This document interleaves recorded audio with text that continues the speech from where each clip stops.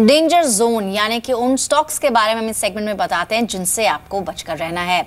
और इस वक्त मेरे सहयोगी साक्षी मौजूद हैं। साक्षी, बताइए कौन से वो स्टॉक्स हैं नतीजों की वजह से जिन पर असर पड़ सकता है? शुक्रिया पल्लवी। आज जो हम कंपनी चुन के लाए हैं वो है मंगलम टिम्बर की। अगर आप फाइनेंशियल्स की ओर ध्यान दें तो कई तिमाहियों से काफ़ी डिसअपॉइंटिंग नतीजे पोस्ट करते हुए आई है कंपनी। अगर बीते 8 तिमाहियों को देखें तो लगातार घाटा पोस्ट करते हुए आई है कंपनी। इनफैक्ट अगर एनुअली भी आप देखें तो बीते 7 सालों में लगातार ईयर ऑन ईयर यहाँ पर घाटा पोस्ट करती हुई नजर आई है कंपनी। केवल 2009 एक ऐसा साल था जब यहाँ पर प्रॉफिट देखा गया और जिसके बाद लगातार यहाँ पर एक वीकनेस देखने को मिल रही है। और 2009 ही केवल एक ऐसा साल था जब कंपनी ने डिविडेंड का भी ऐलान किया था, जिसके बाद अब तक 2016 तक कोई डिविडेंड कंपनी ने नहीं दिया है। साथ ही अगर घाटे की तरफ बात करें तो बीते 10 तिमाहियों में से केवल एक तिमाही ऐसी थी जहां पर प्रॉफिट आया था कंपनी का, लेकिन उसके अलावा अगर आप देखें बाकी सभी तिमाहियों में घाटा पोस्ट करते हुए नजर आई है कंपनी की डेट सिचुएशन भी वर्सन होती हुई नजर आई है। कुल कर्ज जो है 24.7 करोड़ तक का है। साथ ही अन्य आय में तो कमी आई है, लेकिन देखा जाए तो अधिक ब्याज लागत जो है वो लगातार बढ़ती हुई नजर आ रही है और एक काफी बड़ा कंसर्न कंपनी के फाइनेंशियल्स पर ये है। और जिस तरीके से मैंने अभी बताया कि 2009 के बाद कोई कंपनी ने डिविडेंड नहीं दिया है। प्रमोटर होल्डिंग भी कम ही है कंपनी की, 38.7% तक की प्रमोटर होल्डिंग है। हालांकि कोई शेयर्स प्लेज नहीं है, लेकिन डेट कंसर्न्स भी अभी कंपनी के ऊपर काफी हैं। आज भी अगर आप देखेंगे तो मंगलम टिम्बर के शेयर पर 4-4.5% तक की वीकनेस देखने को मिल रही है। Sure, Sakshi, but Manas, a quick reaction जैसे साक्षी ने बताया, fundamentals are not there, promoter in fact 8 quarter से ये कंपनी लॉस रिपोर्ट कर रही है और यहाँ से लेके एक लार्जर कंसर्न्स बना हुआ है डेट पर भी। प्रमोटर्स प्लेज शेयर्स, बट अगर हम शेयर प्राइस का परफॉर्मेंस देखें तो दैट हैज 3 महीने में it has risen from 18 odd levels to 34। आपको क्या लगता है कि कितना इंपॉर्टेंट होगा ये स्टॉक से दूर रहना? देखिए, मेरा समझना है कि अगर किसी ने लोअर लेवल्स पर स्टॉक खरीदा हुआ है 20 रुपए से लेकर 15 रुपए की रेंज में, तो बिल्कुल ये समय है जब प्रॉफिट बुक करना चाहिए, क्योंकि एक बहुत बड़ा हर्डल चार्ज पे 35 रुपए से 37 रुपए की रेंज में दिखता है। तो जब तक अब ये रेंज ब्रेक ना हो 35 से 37 की, तब तक मैं नहीं समझता यहाँ पर लॉन्ग बने रहने की जरूरत है या फ्रेश लॉन्ग बनाने की जरूरत है। ऐसा हो सकता है कि हमें यहाँ से एक डीप करेक्शन देखने को मिले जिसमें स्टॉक 24 रुपए या 23 रुपए के लेवल्स को टेस्ट करे। जी, टेक्निकली तो मानस आपने बता दिया। संजीव, फंडामेंटली जैसे खुद साक्षी ने भी बताया, नंबर्स भी बहुत पुअर रहे हैं और 2009 से कोई डिविडेंड भी अनाउंस नहीं हुआ है। आपका क्या व्यू है मंगलम टिम्बर पर? पल्लवी, सबसे पहले मैं एक बात यहाँ पर कहना चाहूँगा कि देखिए, जैसा कि आपकी सहयोगी ने बताया कि लास्ट 8 क्वार्टर से कंपनी कंटिन्यू लॉस रिपोर्ट कर रही है और 2009 के बाद कंपनी ने कोई डिविडेंड भी नहीं दिया और कंपनी की डेट भी काफ़ी हाई है। तो जैसा मैं आपके चैनल में कंटिन्यू कहता हूं कि जिस कंपनियों की डेट हाई होती है वो मुझे कंफर्ट जोन के बिल्कुल बाहर रखती है। और अगर कंपनी के फाइनेंशियल्स को देखें तो इसके शेयर प्राइस के फाइनेंस को बिल्कुल सपोर्ट नहीं करते हैं। तो मेरी इन्वेस्टरों को सलाह होगी कि पहले कंपनी के फाइनेंशियल अच्छे हो जाने दें, एक फंडामेंटल स्ट्रॉन्ग हो जाने दें, तब इस कंपनी के बारे में सोचा जा सकता है, अन्यथा अभी दूरी बनाए रखें।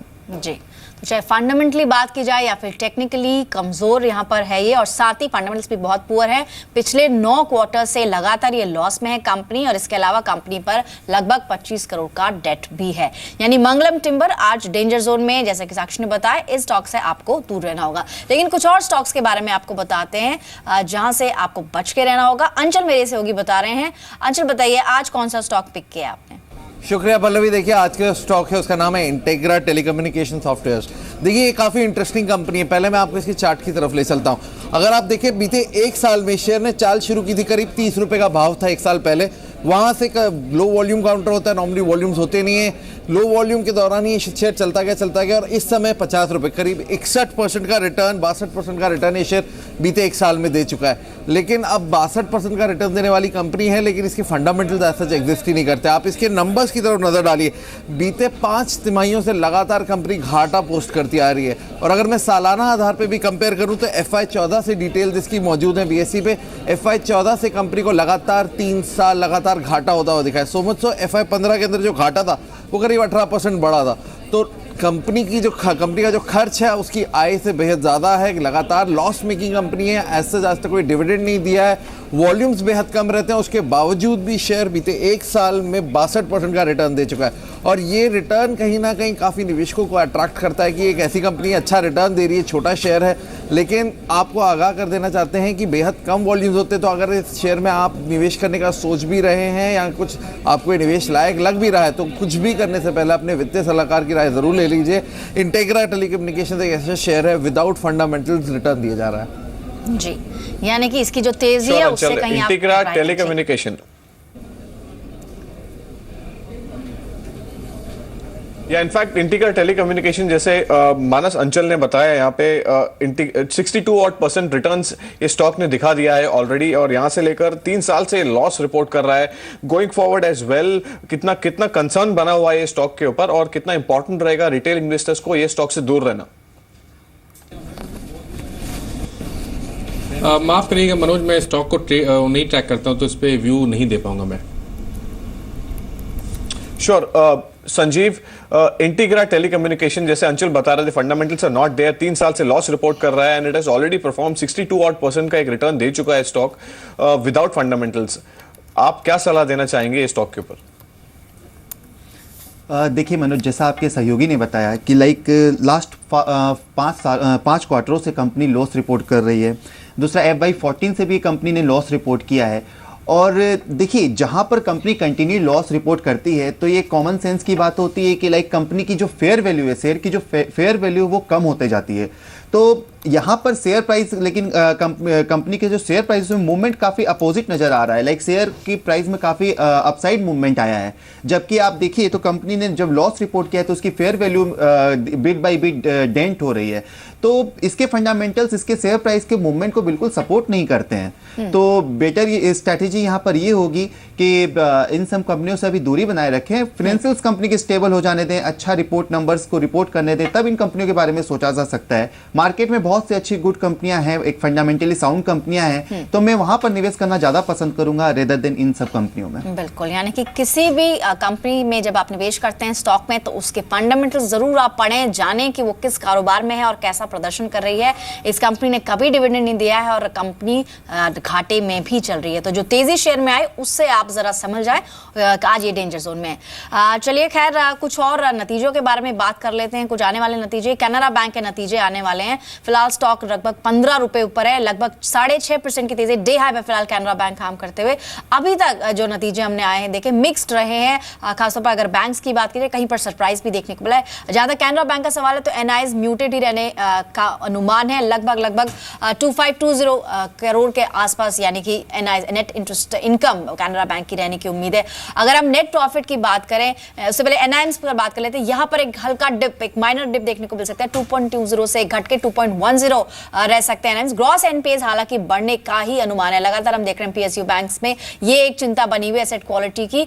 अगर मुनाफे की बात करें, यहां पर एक बड़ा डेंट देखने को मिल सकता है 43% का। इस अनुमान के बावजूद स्टॉक में आज मजबूती है। आप मानस, कोई आपका यहाँ पर क्या एक्सपेक्टेशंस, और चार्ट को देखते हैं आपको क्या लगता है नतीजे जैसे रहेंगे, आपकी क्या एक्सपेक्टेशंस हैं, कैसा परफॉर्मेंस रह सकता है इस पर्टिकुलर स्टॉक का आज के सेशन में? देखिए, आज पीएसयू बैंकिंग ने जरूर चौंकाया है, क्योंकि पिछले करीब 4-5 ट्रेडिंग सेशन से हम लगातार गिरावट देख रहे थे और वीकली चार्ट्स थोड़े बेरिश बने थे पीएसयू बैंकिंग के। जहां तक बात कैनरा बैंक की है, वहां भी डार्क क्लाउड कवर पैटर्न बना था जो इंडिकेट कर रहा था कि शायद हमें करेक्शन थोड़ा और देखने को भी मिले। पर जिस तरह की रिकवरी अच्छे वॉल्यूम के साथ देखने को मिली है स्टॉक में कैनरा बैंक पे, मैं समझता हूं कि अब शॉर्ट करने के मौके नहीं है।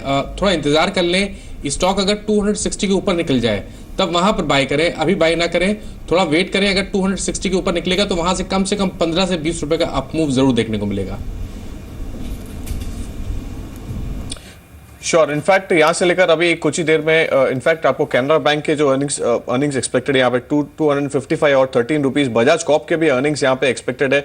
यहाँ से लेकर गोइंग फॉरवर्ड कैसा ट्रेंड रहेगा विद इन फ्यू से मे बी मिनट्स आपको ये पता चल जाएगा। इनफैक्ट अगर हम बजाज कॉप के अगर हम चार्ट्स की अगर हम बात करें, in fact if you can just pull out the Bajaj Corp chart for us, और यहाँ से लेकर ट्रेंड अगर जो है 404 और रुपीज 0.3% ऑट का एक स्ट्रेंथ बना हुआ है बजाज कॉप में।